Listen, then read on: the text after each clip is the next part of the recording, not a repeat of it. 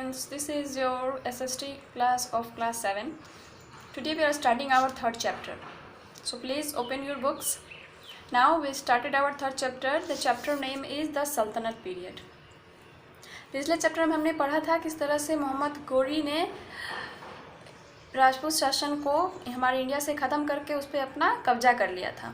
यहाँ तक कि उसने कुतुबुद्दीन ऐबक को अपना गवर्नर चुना और उसे पूरे इंडिया पे अपने साम्राज्य को फैलाने का कार्य सौंप दिया। इस चैप्टर में हम पढ़ेंगे मुस्लिम डायनेस्टीज़ के बारे में जिसने हमारे इंडिया पे 300 सालों तक शासन किया। इस पीरियड को हम लोग सल्तनत पीरियड बोलते हैं। We have coins, inscription and monuments of this period that gives us a lot of information about the Delhi Sultanate. हमारे पास coins हैं, inscription है, monuments है इस समय के जो हमें बहुत सारी जानकारी देते हैं दिल्ली सल्तनत की। In addition to this, we have travelers accounts and court chronicles or Tawarikh that provide ample information about this period. यहाँ तक कि कॉइन्स इंस्क्रिप्शन या मॉन्यूमेंट से नहीं और भी बहुत सारी चीज़ें हैं जैसे कि ट्रैवलर्स जो हमारे इंडिया में बाहर से आते थे घूमने के लिए उनकी जीवनी है। फिर जो हमारे को राजा के दरबार में जो पोएट्स होते थे या क्रॉनिकल्स होते थे वो हैं या तवारीख हैं जो हमें इन सारी चीज़ों के बारे में एक अच्छी जानकारी देते हैं। Kitab al Hind written by al Biruni and Tarikh e Firoz Shahi written by Jalaluddin Barni gives us ample information about this period. Kitab al Hind जो कि अल बरूनी ने लिखी थी और तारीख-ए-फिरोज शाही जो जलालुद्दीन बर्नी ने लिखी थी, ये हमें एक बहुत ही अच्छी जानकारी देता है उस समय की। तो हमारा टॉपिक स्टार्ट होता है the slave dynasty. The establishment of Delhi Sultanate needed reliable governors and administration. Muhammad Ghori had no sons, so he nurtured slaves called bandagan in Persian like his son. Delhi सल्तनत का जो इस्टेब्लिशमेंट था, जो उसकी स्थापना थी, बहुत ही ज़्यादा रिलायबल थी। उसके गवर्नर जो या एडमिनिस्ट्रेशन जो थे बहुत ही ज़्यादा विश्वसनीय थी। मोहम्मद गोरी का अपना कोई बेटा नहीं था, इसलिए वो स्लेब्स को नौकर को अपने बेटे की तरह उसका लालन पोषण करते थे।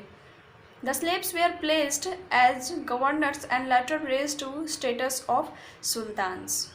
जो स्लेब्स होते थे उनको वो गवर्नर्स के रूप में प्लेस करता था और उनसे अपने सुल्तान के रूप में भी आगे चल के उसे नाम देता था।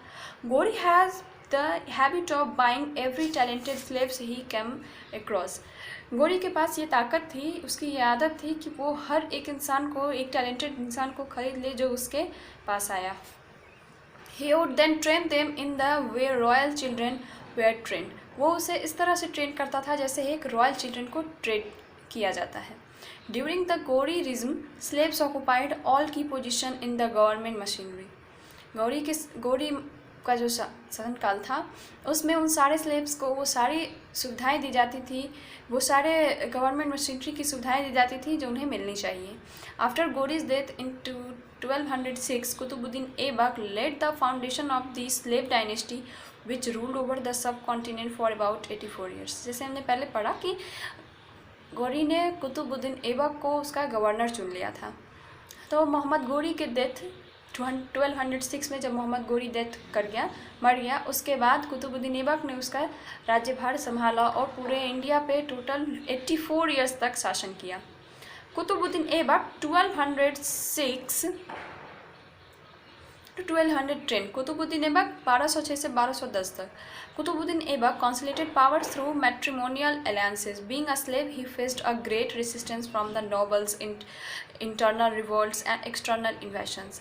He constructed 5 Islamic monuments: the Quwatul Islam Mosque, one each in Delhi and Ajmer. He also started the construction of the Qutub Minar in the memory of Sufi Saint Qutubuddin Bakhtiar Kaki. It was also completed by Iltutmish. He died in 1210 during a fall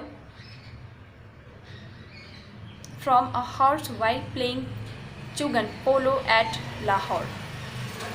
जैसा कि slave dynasty 84 years तक हमारे पूरे सब continent पे rule किया था, तो कुतुबुद्दीन ऐबक जो है वो मैट्रिमोनियल अलायंसेस पे ज़्यादा विश्वास रखता था, समझौते पे। तो बीइंग अ स्लेव, एक स्लेव की तरह उसने अपना जीवन काटा था, तो उसे बहुत सारी दिक्कतें भी झेलनी पड़ी थी, नोबल से, इंटरनल रिवोल्ट से, या फिर एक्सटर्नल जो इन्वेशंस होते थे उन सब से। तो उसने 5 इस्लामिक मॉन्यूमेंट्स बनाए। पहला था क्वाद उल इस्लाम मॉस्क्यू। ये मस्जिद एक दिल्ली में था और एक अजमेर में। उसने एक कुतुब मीनार की भी कंस्ट्रक्शन की शुरुआत की थी, जिसे आगे चलकर इल्तुतमिश ने पूरा किया था। कुतुबुद्दीन ऐबक जो है वो कुतुब मीनार सूफी संत कुतुबुद्दीन बख्तियार काकी के याद में बना रहा था।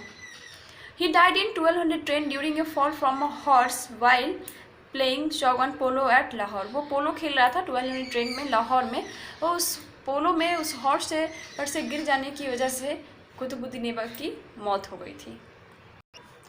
अब है हमारा इल्तुतमिश 1211 to 1236। इल्तुतमिश जो था वो कुतुबुद्दीन ऐबक का स्लेव था। बाद में कुतुबुद्दीन के डेथ के बाद वो उसका सन इन लॉ हो गया। उसने 40 पावरफुल नॉवेल्स क्रिएट किए, जिसे चालीसा द 40, जो उसे मदद करते थे अपने दुश्मनों को हराने में। Qabacha was the ruler of Multan and occupied parts of Punjab. Qabacha जो है वो मुल्तान का राजा था और उसने पंजाब को अपने अंदर कर रखा था। Tajuddin Yaldoz was the ruler of Ghazni and wanted to annex Indian territories. Tajuddin जो था वो गजनी का रूलर था और वो पूरे इंडिया टेरिटरीज को अपने अंदर लेना चाहता था। Iltutmish defeated both of them. Iltutmish ने दोनों को हराया। There was revolts in the Gangetic valley from Rajput rulers and other governors.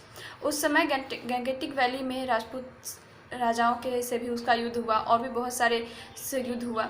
But they were all defeated by Iltutmish and a powerful Turkish rule was established in India. लेकिन इल्तुतमिश में सबको हरा दिया और एक अच्छा शासन तुर्किश का वो हमारे इंडिया में इस्टेब्लिश किया। नेक्स्ट है हमारा रजिया सुल्तान। रजिया सुल्तान 1236 to 1240। इल्तुतमिश की बेटी थी वो। तो इल्तुतमिश के डेथ के बाद रजिया सुल्तान ने दिल्ली सल्तनत का कार्यभार संभाला। उसने उसकी गद्दी को संभाला।